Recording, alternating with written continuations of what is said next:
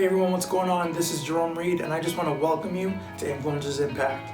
This podcast has been a huge encouragement to so many people. So if you've been listening on Spotify or Apple Music, please make sure to leave a review. And if you're watching here on YouTube, I would love it if you can leave us a comment. Now in this moment, you're going to be watching an incredible interview. So I want you to sit back, relax, and enjoy this video. Hey, what's going on everyone? My name is Jerome, and I am joined with YB, musical artist, follower of Christ. Guys, I'm so excited for this interview. YB, thank you so much for taking the time of your day to do this with me. Yes, bro, no problem, man. Thank you for having me. It's truly an honor. Before we get into some of the questions, I just wanted to ask one question for me personally. How did you get your stage name? If I can ask that. Yeah, that's nice, man. So I actually got that from my older brother. Okay. So yeah, I used to be Young Brand, like I've been rapping since 8, right? And my brother was like, man, like you ain't gonna be young forever. And he gave me the initials YB, and I ran with it. I told him I'm not paying him any royalties, but I'm taking it, man. Yeah. That's amazing. Do you want me to go by YB or your first name throughout our time? YB. YB works. All right, cool. So what does an average, I know the word average is going to seem weird because right now the world doesn't seem like that. Yeah. What does an average day look like for you? Oh, bro, man. It's hot and cold. But here recently it's been real hot. So on just my hot seasons, I'm up at like 5:30, 6 a.m. And that might be going over content for stuff we got coming up. I like to record in the mornings because I got a home studio. So if I can get all of my while I'm energetic and I'm inspired, I probably record a song. Then from there, I got to take care of like some logistics, like meetings or whatever. Then I meet with the team, and then the rest of the day, man, I give my energy to whatever fires I need to put out. You know, being an independent label and having a small team. So whether that's answering calls, replying to emails, working on tour dates, like being independent, like I love it, me personally. But man, every day there is no mode, bro. I know, man. Like, and you're you're a busy guy, and I think I'm right. Are you married? Yes, 5 married, years. and you're a father as well. Yeah, father of 2. So in the midst of everything you just said, being a husband and being a father, man, like you're blessed, bro. Yeah, facts, man. I'm grateful. So blessed. Did you always want to be an artist? Yeah, always, man. At age 8, like I got the opportunity to freestyle for my older brothers. And what I felt like, because I was super nervous, like I was about to vomit, but the fact that I felt this fear and this opportunity to conquer that fear, like, cause it's like 9 people looking at me like, well, is he gonna rap? Yeah. I like that, like, no, like I'm gonna own this moment. So of course it started more inwardly as I grew up, but now, seeing it as a tool for the kingdom and something where you can really influence a lot of people, a lot of young people, like, yeah, man, always. And I think that's the thing, like when I was much younger, I remember going to like some concerts at our church and having some of these artists come and literally, do their music. And I remember trying to think about like, it'd be cool to do what they're doing, but I always wanted to do the music part, like just go on stage and hype everyone up and share my music, not realizing that on the other side of the stage are real people going through real situations and real things. And the one thing I love about you is I don't think you're just an artist. I think you're a creative. But in your opinion, what do you think the definition of a creative is to you?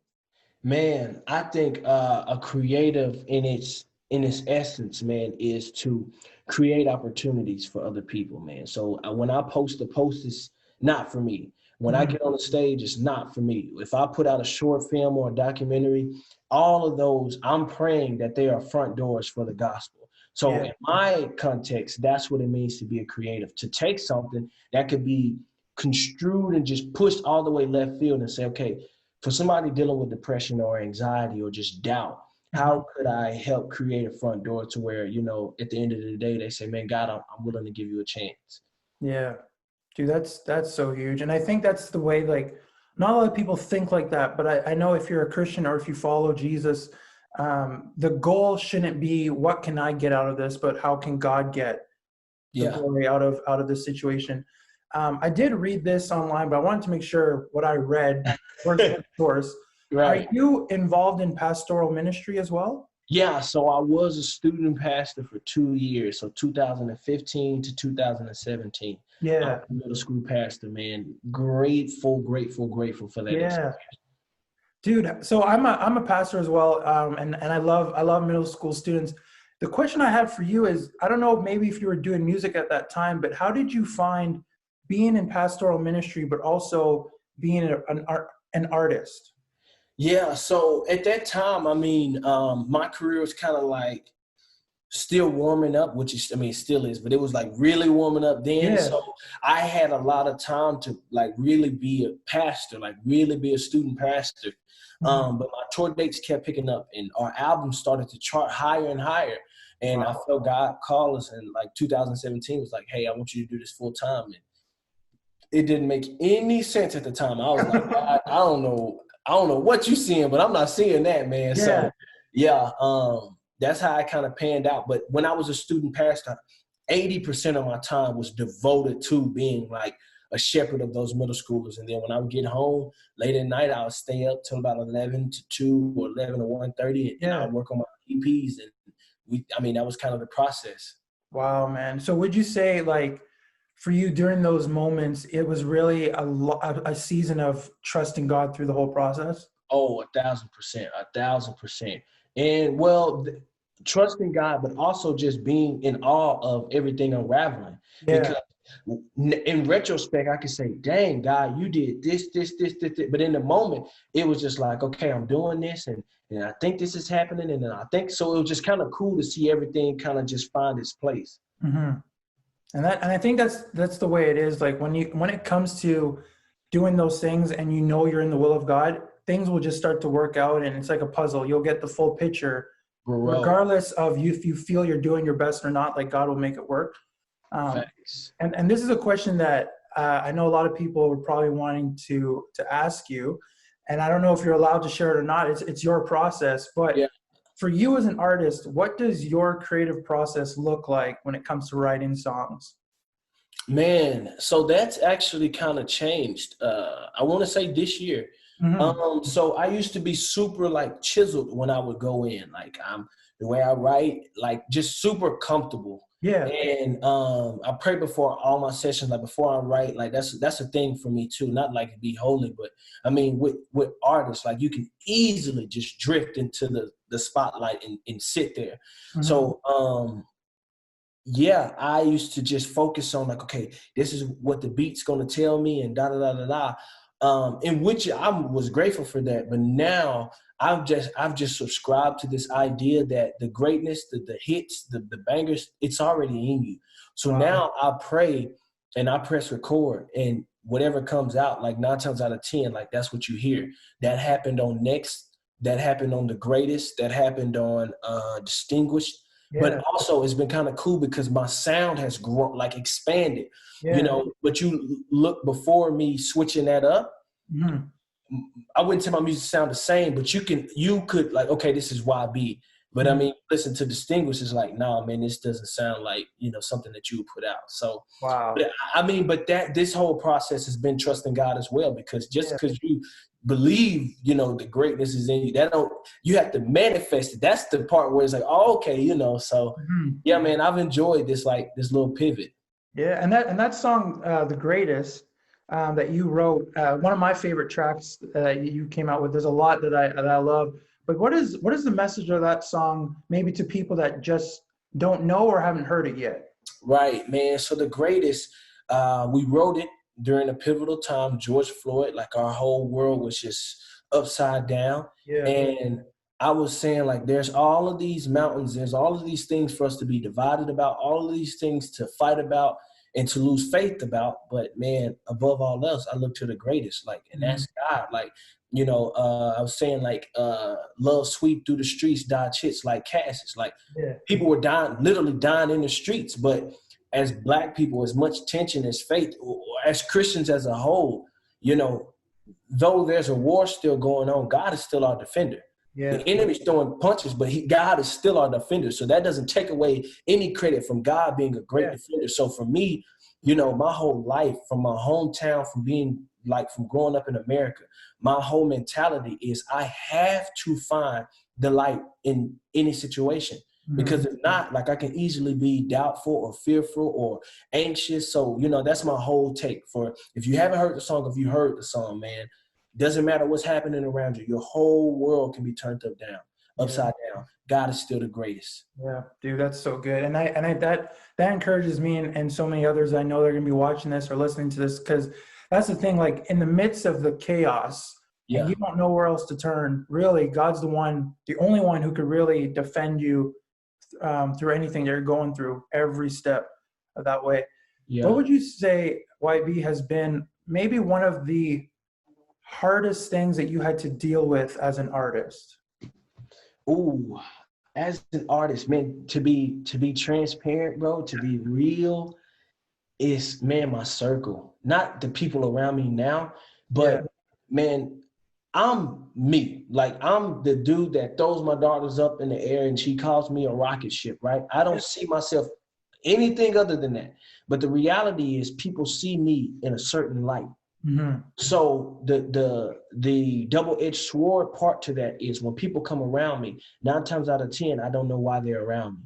So that leads to betrayal, that leads to mishaps, that leads to terrible relationships, you know. And for me, my mindset is like, when a person's around me, like, we're family. But I've had to learn, man, as a Christian and as an artist, like, to be wise and just to use the discernment. Like, just because you're doing something for God, that's all the more reasons for the enemy to try to get into your circle and penetrate and to, you know, do whatever he desires, man. So as an artist, that's been the hardest thing. It's like, man, making sure you got the right people around you. And for me, like, step one, my wife has been like a quarterback to our team since 2014, right?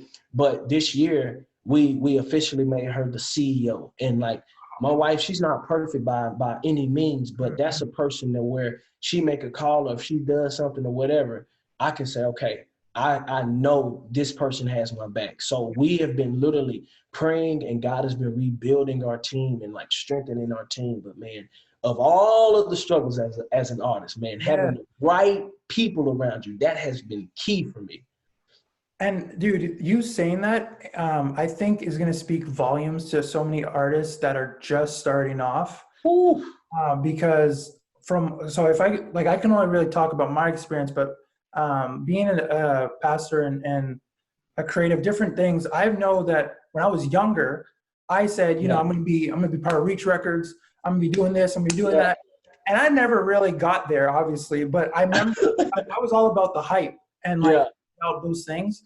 And just like you said, just because something seems, or just because Christians are coming with you, that can be a secret way for the enemy to sneak his way in, pull it up. And I remember people are like, "Oh yeah, you can do it. You can do it. God's with you. You know, God's faithful." Da, da, da, da. And then other people are like, "Hey, be real. Like, is God telling you to do this, or are you just wanting to do it because it's the hype thing and you got everyone hyping you up?" But to hear you say that, like, you got to really check your circle. I think that's huge. That's huge. Yeah. And I mean, as Christians, it's hard because this is the thing I struggle with. But I'm like, man, but God am I being like Jesus like this? If I don't, like, let people get too close to me, or God, like, is this me being loving? And, like, you have to learn, like, man, Jesus had a lot of people around him, but he had 12 disciples. 12 disciples, people who knew Jesus in and out, in and out. So, you know, don't be a jerk, you know, pushing people away. But for me to be my very best, I got to make sure that my circle is tight and that we're all headed towards the same goal. And then that goes on to bless you and bless people who support my music and our ministry. So, you know, that took a lot of growth in understanding that, like, hey, man, I think me being wise with the people I let get close to me, I think God would be pleased with that. Yeah, 100%, man. What would you say, maybe, I don't know what part you want to share, but why do you do what you do? Like, why do you create music? Yeah, man, I understand how powerful music is. Music was a father for me. I grew up without a father. So those insecurities as being a young man and, you know, you're in the mirror like, man, am I strong enough or am I cool enough? You know, like everybody can relate with that. But you had your favorite songs that'll pump you up and that'll say, man, I'm enough or I'm good or my songs could never do that because my songs isn't the salvation, the gospel, right? But I know my songs can usher people to that place towards God. Yeah. You know what I mean? So for me, like I say, I never think of just releasing songs. Yeah. Everything that we do and, you know, with our team, we believe God can take it and create a moment to change somebody's life forever. Like that's our mission. So for me, that isn't some marketing scheme. That isn't some strategy. Like, no, I live and die by that in every moment. If I'm in Starbucks, I want to call this person out by their name because I don't know what happened before she came to work, you know, but I'm praying that God can use this moment to change her life, you know? So for me, man, that's why I'm so committed to what we're doing. That's why I'm committed to having a good team around me and that really care about Jesus more than they care about music. Because when we go out, man, we really care about seeing people's lives changed. Dude, that is so good to hear. And I think it shows with, you know, just us having this conversation. I know we don't know each other too well, but having this conversation, hearing the authenticity from your voice and with what you're sharing, it just goes to show that wherever you go, like I can imagine you going to Starbucks, seeing someone's name tag and calling them out by name. And when people hear their name, they smile. Something happens inside of them. Yeah, dude, I think that's a huge thing for sure. Yeah. Now, this question, I don't know if you ever had this question come up before, but I think it's a good one to ask, especially when you went from, you know, being a pastor, maybe you're still involved with your local church, but you're an artist, you're a father, you're a husband. How do you keep your mental health focused on the main goal? Yeah, man. So a lot of people might not notice about me, man, but I'm super like aware, like just self-aware, aware of my environment, aware. Like I try my best to be in tune with everything that's happening around me. And it drives my wife crazy because she's like, man, you need to chill. But for me, it's just like, man, if I feel like I'm drifting off or if I feel like stuff is getting out of whack, it's not to the point where I want to control it, but it's like, nope, I need to get back with God. I need to sit down. I need to be still. I need to unplug.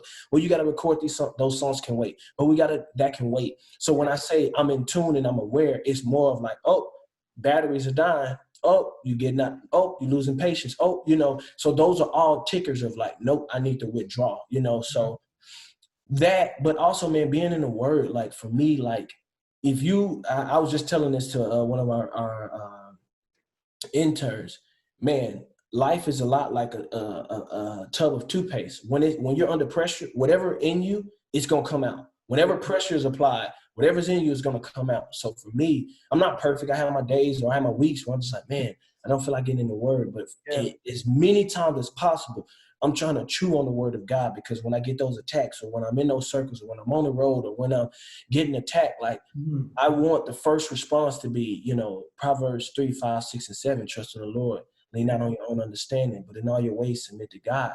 You know, so for me, literally the word of God is like the calibrator for me, because I mean, with what we do, we get busy, and especially if you love it, you can easily be running 1,000 miles per hour and never even look down to take care of the things that matter the most. Yeah.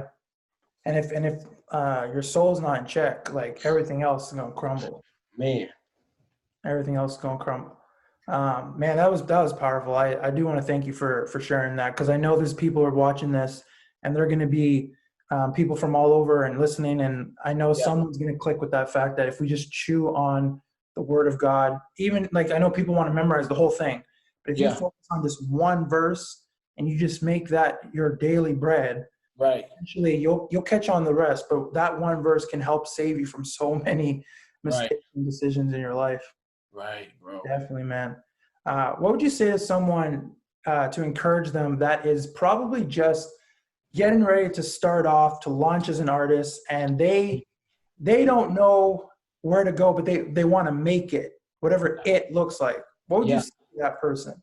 Man, I would say, man, do not neglect the power of one. I know the world's like, you need 1,000 fans, or I don't even call them fans. You need 1,000 supporters. You need 1,000 streams. You need 1 million views to be popular, or you need 10,000 followers to be verified. Like, man, do not negate the power of one. Man, one person listening to your music and really rocking with your music, they can go and tell 10. Then that other 10 can go and tell 5. And that 5 can go. For me, that has always been my approach to it. It's just like, and it also keeps you in tune in the moment, because if I'm so focused on reaching 100 people, the 13 that really rock with me, I'm gonna neglect them, because I'm gonna be so focused on like, but this isn't the right amount, you know? So if you're starting out, I would say, man, really, really, really respect the power of one. Write one song a day. You know, shout out one supporter that followed you. Send one email, do one concert, do one Instagram live a week. Like, just doing that one, and I'm telling you, you give yourself 90 days, 6 months, you're going to look up, and that one has easily become 7, and that 7 has easily, you know. So I would say, man, start there. Yeah, man. That's and I like to call that God math, because it's just like what you said. People, they say to make it, you need this many followers, subscribers, all those things you said. But God's math is you start with one and you're faithful to that one. Imagine that one, like how they fed the thousands of people with those little items. Take that one. Yep. And you're looking around going, just like I never heard that. I like that. God math. That's dope. man. It's God's math. And the way that I always say is God's not into, addition and subtraction. God's into multiplication. That's God's math. Big facts. Hey, come on now. I like that. Hey, that's dope. You can use that for a track for one of your songs. Hey, say less. It's how I think it's how God is. It's like when you read the scripture, you try to figure it all out. Yeah. God, in my mind, that makes no sense. And I think because for us, we're looking at what we were taught. Well, 1 + 1 makes 2. Right. God's like, I can take 1 and turn that into 1,000. Just give me 30 days of faithfulness, and all of a sudden. Come on now. Hey, I received that. I like that. Yeah, no, honestly, man, I want to encourage you as much as you're encouraging me, and so many others that are listening to this and are going to be watching this. I only have a few more questions because I don't want to take up too much of your time, but I do appreciate it once again. Yeah. In this season, especially with what we've been dealing with the pandemic, and maybe you've probably had a lot of shows that had to get canceled and a lot of plans that you thought you had, but now it looks a little different. Yeah. How has your relationship with God grown through the season? Man, more than anything, I've just been focusing on holding his hand and, man, letting him stretch me.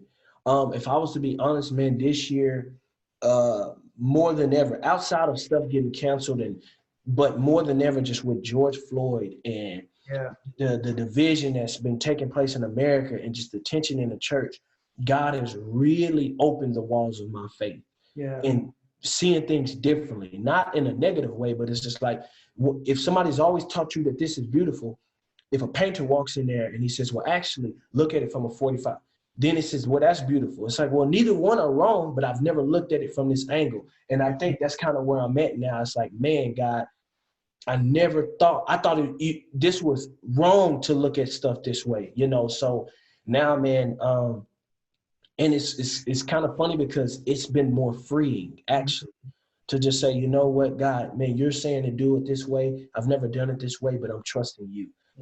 Versus like, but the Bible says, and the law says, and this church down the street says, so, man, it's just been holding God's hand and letting him literally take the wheel. Yeah, and that's all we can do, holding his hand every step of the way. I like that. Now, you said something that you tweeted something that I want to read and just have you explain it maybe for the people that may not understand what you're saying. I get what you're saying. Just know that from the jump. I know what you're saying. And I love it so much that I wanted to share it. You tweeted this. You said, a crumb from God will bring more overflow than a whole loaf of bread from man. Hey. Like right there, I can say that's straight facts. But there's some people that don't understand what that means. And to you, what does that mean for those that probably don't know? Right, man. So God could give you a little bit, right? But that little bit will never run out. Versus, look at it. The artists sign $1 million deals. Yeah. End up depressed, anxious, fearful, doubtful. They don't trust their management. That's just one scenario. Yeah. It's just one scenario, you know what I mean? So I look at it like, man, I would rather have man withhold money and time and luxuries from me and then get peace from God that's never going to run out, right? Yeah. So that's why I say, like, man, you can keep the benefits, right? I'd rather take this thing that's looked down upon. I'd rather take that from God. Or people will mock, like, man, why aren't you charging this type? Or why aren't you charging these people this much? And I'm like, well, I don't feel at peace. Like God said, charge this. But it's like, but if you do this and you start treating it like this, then you can make this type of money.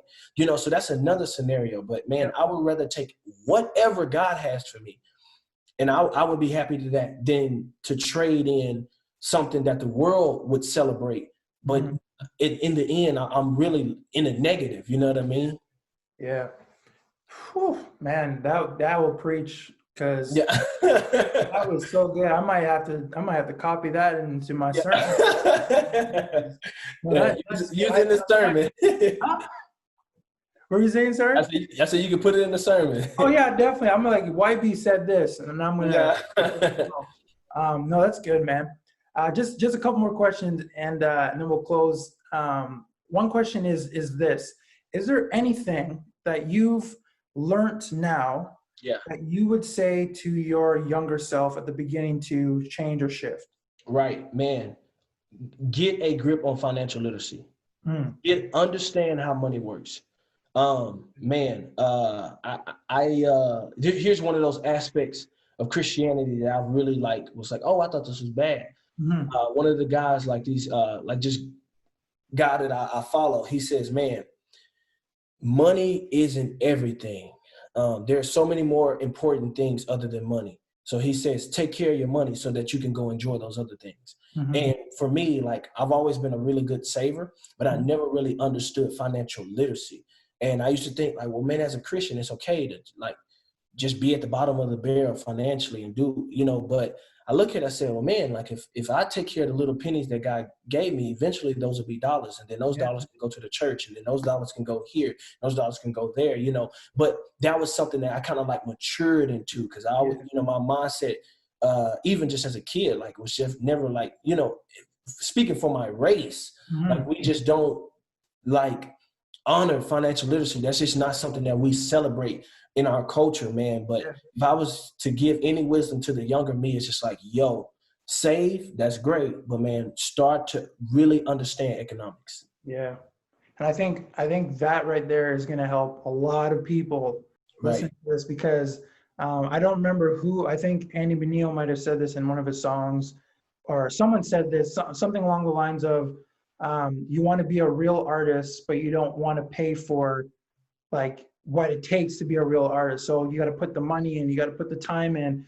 And sometimes we think, well, and just like how you said, you have a home studio and you can record, but you didn't have that from the beginning. You were doing something that was consistent to bring you where you are now. And it's probably because you were aware of certain things. And just like you said, something small can turn into this, which turns into that, and it just keeps growing.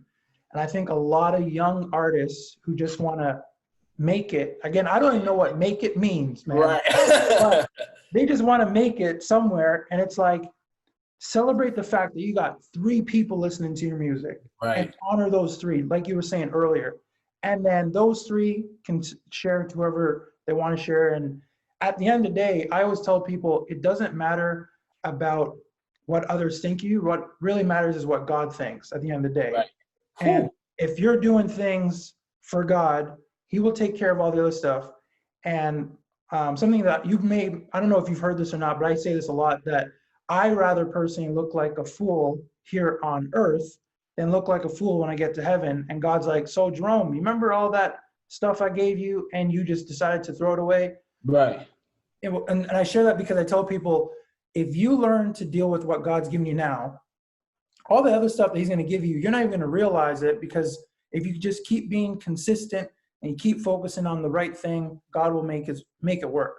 Yeah, man, that's facts. Yeah, that's good, man. Last question, and then we'll close. What's next for you? I don't know if you can share anything, but I can't share a lot. I can't share a lot, but Man, man, all I can say, and I know this is a terrible way to end it, man. That's All I okay. can say is just be ready. Be ready, man. That's all I can say in the best way possible, in the Lord's will, Oh and yeah. honestly, low key, man, all of my plans have just really been prayers. Like, cause with the way 2020 went, like we planned and we was like, this is gonna be the biggest year of my life. And Yeah.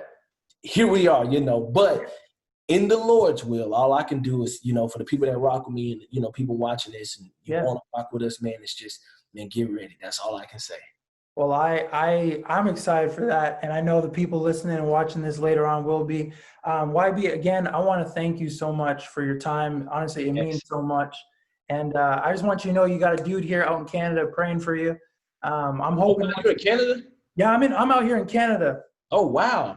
Yeah, man. So like Praise once God. these Yeah. doors open up, I gotta somehow get you over here. Hey, let's do it, man. Also, man, I just to big you up for the people that's watching, man. My team was like, "Yo, you got to meet with this guy. Like, he is persistent. He's on it. He's detail oriented, and that type of stuff sticks out to our team, bro. So, thank you for being just diligent about this whole process and bringing it to fruition, man. So, thank you, because I mean that echoes for the kingdom of Yeah. God. So, Honestly, man, that means thank you, a lot. man.